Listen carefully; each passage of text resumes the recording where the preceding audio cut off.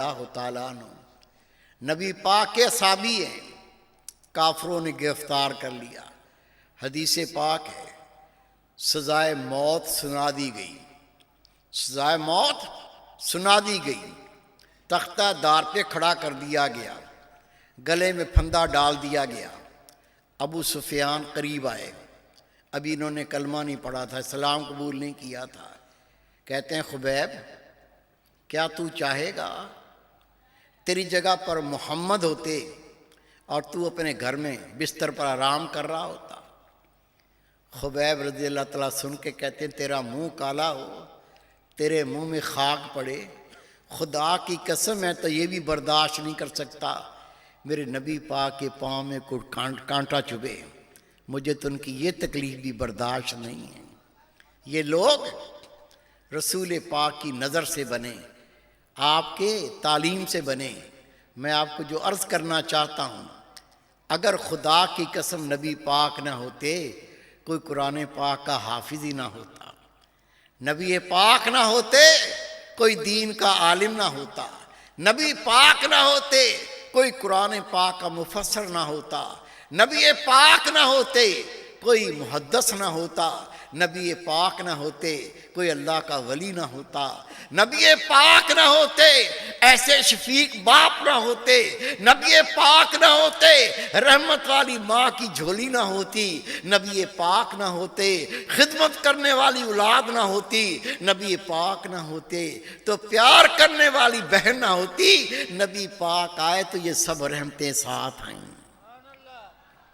وہ ذات جس کی تعریف اس کا خالق کرے، قرآن پاک کے اوراق جس کے ذکر سے روشن ہوں، دن رات جس پر اللہ اس کے نورانی فرشتے درود و سلام بھیجتے ہوں، وہ کیا ذات ہوگی؟ میرے پیارے بھائی، میرے بیٹے، میری پیاری بہن، میری پیاری بیٹی، خدا کے محبوب بے سہاروں کا سہارا بن کے آئے۔ مکے کا بازار، ایک شخص بکا، ایک یہودن نے اسے خریدا، وہ تھی لوہارن، لے گئی۔ کام کیا تھا؟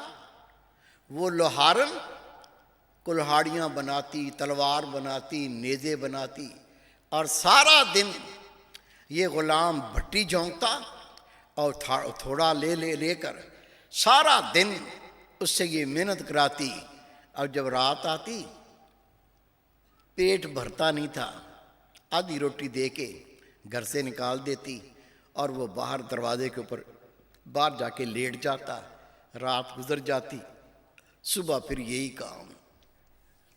نہ اس کی ماں ہے، نہ اس کا باپ ہے، نہ یہاں بھائی، نہ بہن، تھا غلام، غلاموں سے کوئی بات کرنا بھی پسند نہیں کرتا تھا، لیکن جب کام سے فارغ ہو جاتا ماں کو یاد کرتا، ابو کو یاد کرتا، بھائیوں کو یاد کرتا، بہنوں کو یاد کرتا، کوئی اس کے درد میں کوئی شریک نہیں تھا، لیکن کام سے فارغ کے جیسی مالکن گھر سے نکالتی، دروازے کے سامنے بیٹھا ہوتا، ایک ذات آ جاتی جو دل جوئی کرتی، ایک ذات آ جاتی جو پیار کرتی، ایک ذات آ جاتی جو پوچھتی کوئی پریشانی تو مجھے بتا، کچھ ضرورت ہے تو مجھے بتا، اور وہ ذات ہی تیرے پیارے رسول نبی پاک حضرت محمد مصطفیٰ احمد مجتبیٰ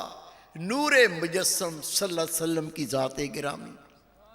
حدیث پاک میں آتا ہے اللہ کے محبوب ان کے دکھوں کا سہارا بن جاتے، ان کے دکھوں کو سنا کرتے تھے، جب وہ دکھ سنا دیا کرتا تھا اس کے دل کا بوجھ ہلکا ہو جاتا تھا۔ جب آپ دیکھتے کوئی ضرورت ہے، نبی پاک اس کی ضرورت کو پورا کر دیتے تھے۔ آخر اللہ کی طرف سے وحی نازل ہوئی، اے میرے رسول، میرے بندوں کو مجھ سے ڈرائیے، انہیں اللہ کی عبادت کی دعوت دیں، توحید کی دعوت دیں، میرا درس دیں۔ تو رسول پاک نے گھر میں بھی دعوت دی اور مکے کے بازاروں میں بھی دعوت دی۔ جب اس غلام کو دعوت دی تو یکدم سنتے ہی کہتا ہے اشہد ان لا الہ الا اللہ واشہد ان محمدن عبدہ ورسولہ، کلمہ پڑھا، مسلمان ہو گیا۔ یہ یہودن خدا کے محبوب سے اتنی دشمنی رکھتی تھی، اتنا بغض رکھتی تھی، جیسی سنا تن بدن میں آگ لگ گئی۔ حدیث پاک ہے، ایک لوہے کا ٹکڑا بھٹی میں رکھ کے تاپا، جب تپ تپ کے لال سرخ ہو گیا، اس غلام کو بلا کے اس کے سر پہ رکھ دیا۔ غلام کی چیخیں نکل گئیں، کھال جل رہی ہے، گوشت جل رہا ہے، گوشت کے جلنے کی بو فضا میں پہنچ رہی ہے، لیکن اس کو ذرا ترس نہیں آیا۔ بار بار گرم کرے تاپے، جب وہ لوہے کا ٹکڑا سرخ ہو جائے تو اس کے سر پہ رکھ دے، جب تھک جائے تو ذلیل جا کے سو جائے اور اس کو روتا ہوا چھوڑ جائے۔ حدیث پاک میں آتا ہے، آخر حال یہ ہوا کہ مغز نظر آنے لگا۔ اتنی تکلیف، اتنا درد، روتے ہوئے نبی پاک کی خدمت میں حاضر ہوئے۔ خدا کے محبوب خانہ کعبہ کی دیوار سے ٹیک لگا کے تشریف فرمائیں، آ کے عرض کی، آقا ذرا میرا حال تو دیکھیں۔ سر نیچے کیا، نبی پاک نے دیکھا تو آپ کی آنکھوں سے موٹے موٹے آنسو، آپ کی آنکھ سے آنسو ٹپکنے لگے۔ عرض کی، آقا جس دن سے کلمہ پڑھا ہے میری مالکن لوہا تاپ کے سر پہ رکھتی ہے، کھال جل گئی، آقا اب تو مغز نظر آنے لگا ہے، اتنی تکلیف ہے، اب مجھ سے برداشت نہیں ہوتی۔ خدا کے رسول کا چہرہ متغیر ہو گیا، چہرہ بدل گیا۔ نبی پاک نے فرمایا، سن، پہلے جو نبی گزر گئے ان کی امت نے جنہوں نے کلمہ پڑھا، اللہ تعالیٰ کو وحدہ لا شریک مانا، اس لوگ قوم کے کافروں نے آریوں سے ان کے ٹکڑے ٹکڑے کر دیے، لیکن وہ پھر بھی توحید پر قائم رہے۔ تو اللہ سے شکایت کرتا ہے کہ یا اللہ تجھے ایک ماننے پر مجھے یہ تکلیف ہو رہی ہے اور اب مجھ سے یہ تکلیف برداشت نہیں ہوتی، تو اللہ تعالیٰ کی شکایت کرتا ہے۔ جیسے ہی اس نے دیکھا کہ خدا کے محبوب کو میری یہ بات پسند نہیں آئی، ہاتھ باندھ کے عرض کی، پیروں کو ہاتھ لگا کے عرض کی، اے خدا کے محبوب میں قربان ہو جاؤں، آئندہ کبھی میری منہ سے شکایت کے الفاظ نہیں سنیں گے۔ یہ جو کہا نبی پاک کو ترس آ گیا۔ خدا کے محبوب نے اپنے دونوں ہاتھ اللہ کے حضور میں اٹھائے، دعا کی، یا اللہ ہم کمزور بندے ہیں، یا اللہ اپنے اس بندے کی تکلیف کو دور فرما۔ نبی پاک کا ہاتھ اٹھانا، خدا کی قسم یہ وہ ہاتھ جب اٹھتے ہیں اللہ ان اٹھے ہوئے ہاتھوں کو خالی لوٹاتا نہیں۔ آپ نے دعا کی، وہ غلام واپس اپنے گھر پہنچا۔ جیسی گھر پہنچا، اس کی مالکن کے گھر کے سامنے دیکھا ایک جمع غفیر کٹا ہے، شور مچا ہوا ہے، حیران ہو گیا، پتہ نہیں کیا ہے۔ جب لوگوں کو ہٹا کے اندر جا کے دیکھا، اس کی مالکن چیخے مار مار کے رو رہی ہے، کہہ رہی ہے میرا سر پھٹ جائے گا، میں مر جاؤں گی، کوئی میرا علاج کروا لو، اللہ کا واسطہ کچھ کر لو، میری موت آ رہی ہے، اس سر کے درد سے میری موت واقع ہو جائے گی، مجھے میرا کوئی علاج کرو، مجھے بچا لو۔ جیسی غلام کو دیکھا تو مالکن حکم دیتی ہے، جلدی کسی حکیم طبیب کو بلاؤ، میرا علاج کراؤ، اس درد سے میں مر جاؤں گی۔ غلام بھاگا ہوا گیا، ایک حکیم کو لے آیا، طبیب کو لے آیا۔ طبیب نے اسے دیکھ کے کہا، اس تیرے مرض کا صرف ایک علاج ہے، نہیں تو یہ مرض تیری جان لے جائے گا۔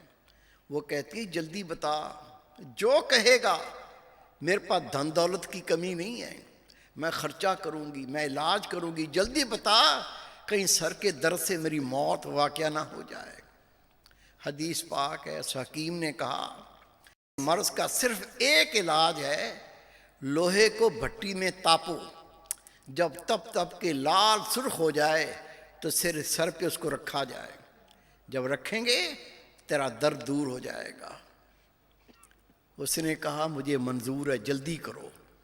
غلام نے بھٹی دہکائی، اس میں لوہا رکھا، جب تپ تپ کے لال سرخ ہو گیا تو اپنی مالکن کے سر پہ رکھا، سر کے بال جلے، کھال جلی، ہڈی جلی۔